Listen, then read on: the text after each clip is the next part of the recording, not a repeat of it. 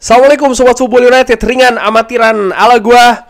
Alhamdulillah Manchester United setelah sebelumnya menderita dua kekalahan beruntun di Liga ya. Kalah menghadapi Fulham dan setelahnya kalah menghadapi Manchester City. Bisa kembali lagi meraih kemenangan. Skuad Erik ten Hag berhasil menaklukkan Everton 2-0. Luar biasa, ini berarti kemenangan back to back ya. Karena karena menang di Goodison Park dan juga menang di Old Trafford. Manchester United, reviewnya kali ini gue awali seperti biasa dari formasi, di mana formasi yang diturunkan ini gimana ya, mirip-mirip dari yang diturunkan ketika menghadapi, atau bahkan sama mungkin ya, ketika menghadapi Manchester City. Kalau dari sebentar, gue bacakan dulu ya. Jadi ada Johnny Evans, Rafael Varane, Lindelof di back kiri lagi, Dalot di kanan.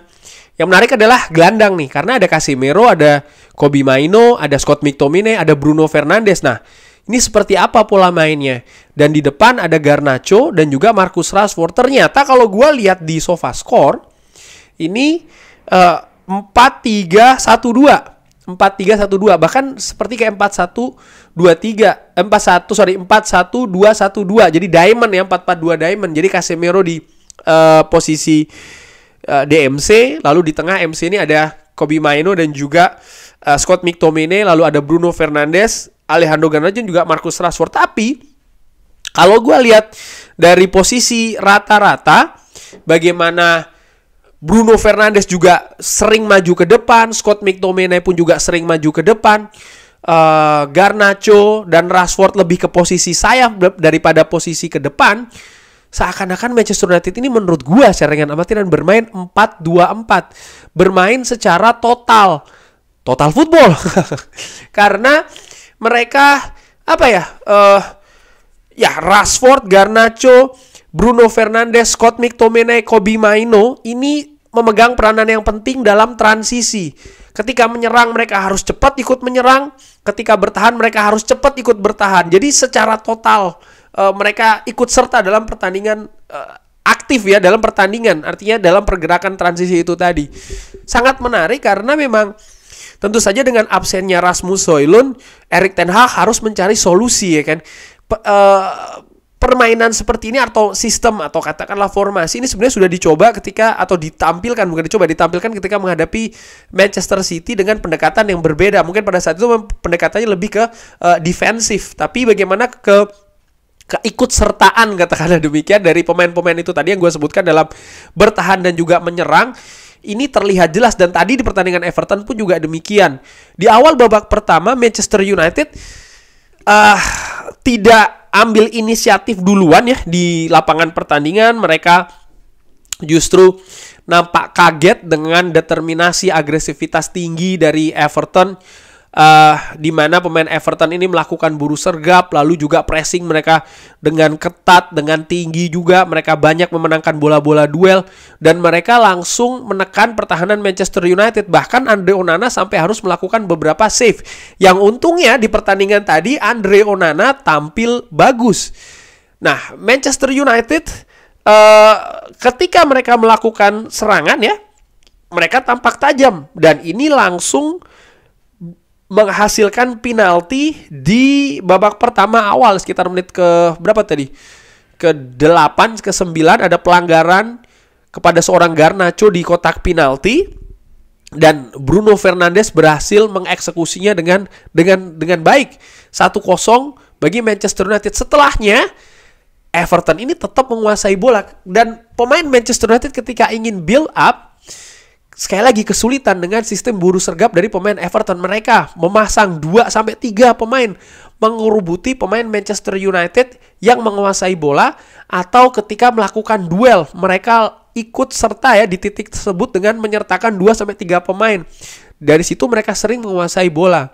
Tapi dengan sistem yang seperti itu, sebaliknya ketika mereka ini kehilangan bola, pemain Manchester United ini memiliki banyak rongga di lini pertahanan Everton, dan itu yang dimanfaatkan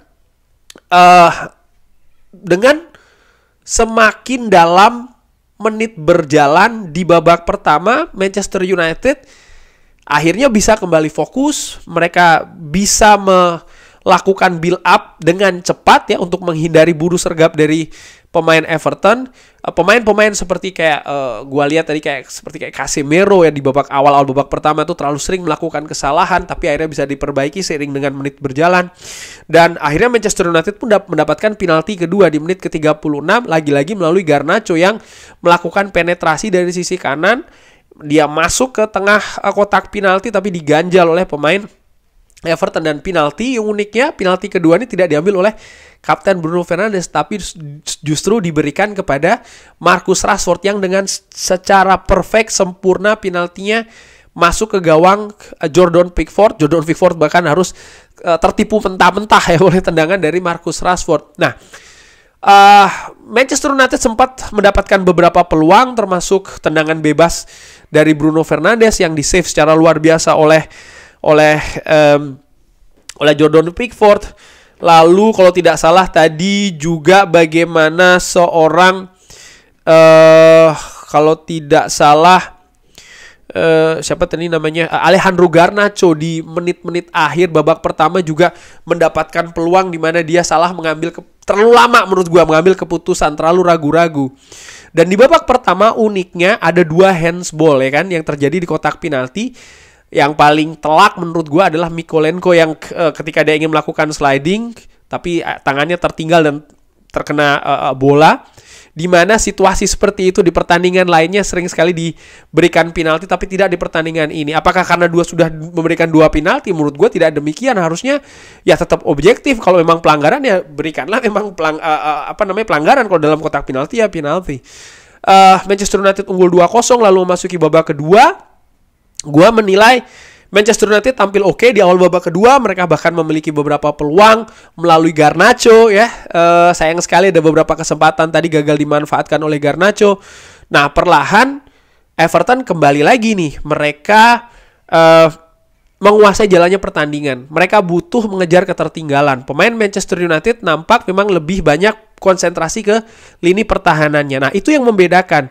Di babak kedua, ketika Everton ini menguasai bola, melakukan serangan, pemain Manchester United nampak lebih konsentrasi, lebih fokus, lebih solid di lini pertahanannya. Sehingga sangat sering serangan-serangan yang dibangun oleh Everton ini bisa mereka netralisir. Di sisi lain, Manchester United sebenarnya juga memiliki banyak peluang dari counter attack transisi. Hanya saja ya, mereka ini kan memanfaatkan bola-bola ruangan dari belakang, mereka langsung oper ke depan, direct ya kan, memanfaatkan kecepatan Garnacho maupun Rashford. Tapi sayang sering terhambat oleh 3 hal menurut gua. Nomor 1 adalah umpan yang tidak akurat. Terbentur pemain lawan lah, umpan yang tidak sampai. Atau faktor nomor 2 yaitu adalah offside. Sayang sekali pemain Manchester United sering terjebak offside ya, padahal serangannya itu sudah bagus. Atau nomor 3 ya keputusan akhir yang tidak tepat, katakanlah demikian, sehingga ya Manchester United yang punya momentum bahkan peluang tidak mampu menambah keunggulan ya di babak kedua, dan akhirnya berakhir pun juga tanpa ada tambahan gol baik bagi Manchester United maupun juga bagi Everton. Gua puas dari sisi hasil ya. Kalau dari sisi permainan ya Everton mereka lebih agresif. Sendais mempraktekkan sepak bola ala Liga Inggris menurut gue yang mengandalkan fisik betul. Tapi pemain Manchester United juga berusaha untuk mengimbangi dari cara yang lain dan mereka berhasil karena ya Indian mereka yang meraih kemenangan. Kredit untuk lini belakang Manchester United, Ravel Varane, Johnny Evans tampil sangat solid sekali. Diogo Dalot dan juga Victor Lindelof menurut gua tampil bagus ya. Di lini tengah ya Casemiro tampil up and down, naik turun. Kobbie Mainoo tadi di babak pertama dan disampaikan juga di TV di sini tadi dianalisa bagaimana Kobbie Mainoo ini sering terlambat turun, terlambat menutup pergerakan gelandang dari Everton, dan di babak kedua dia juga akhirnya ditarik diganti oleh Sofyan Amrabat. Jadi menurut gua penampilannya tidak cukup bagus ya duo ini, Kobbie Mainoo dan juga Casemiro.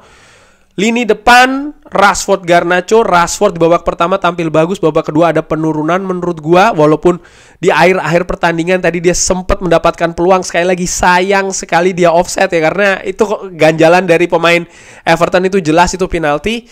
Tapi gue menilai ada penurunan dia di babak kedua. Garnacho pun menurut gue juga demikian, ada penurunan karena mungkin dari faktor fisik, karena ya permainan transisi yang cepat ini kan sangat mengandalkan fisik, sehingga nampak sekali di akhir-akhir pertandingan babak kedua ini ada penurunan situasi fisik.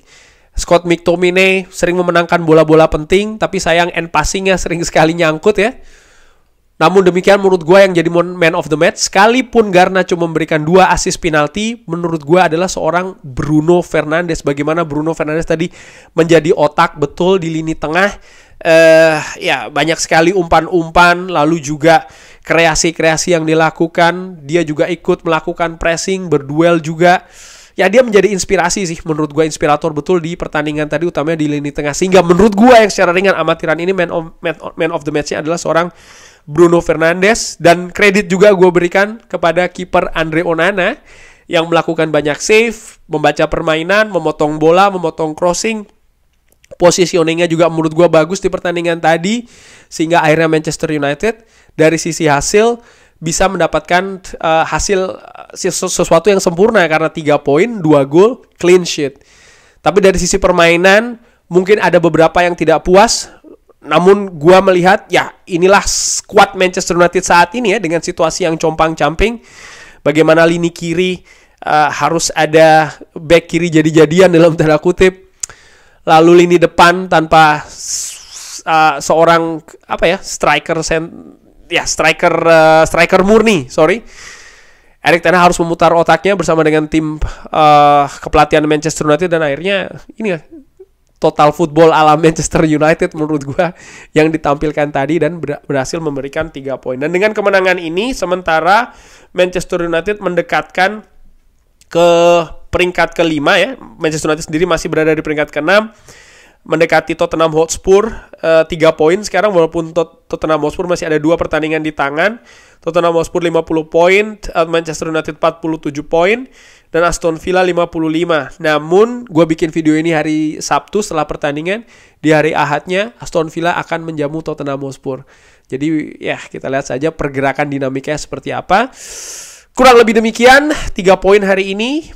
Menurut gue sebagai fans Manchester United, gue syukurin ya, karena itu yang paling penting memasuki periode akhir ini. Bagaimana kemenangan dengan situasi skuad compang-camping seperti ini, itu yang lebih penting. Terima kasih sudah menyaksikan. Jangan lupa like, subscribe. Wassalamualaikum warahmatullahi wabarakatuh. Thank you.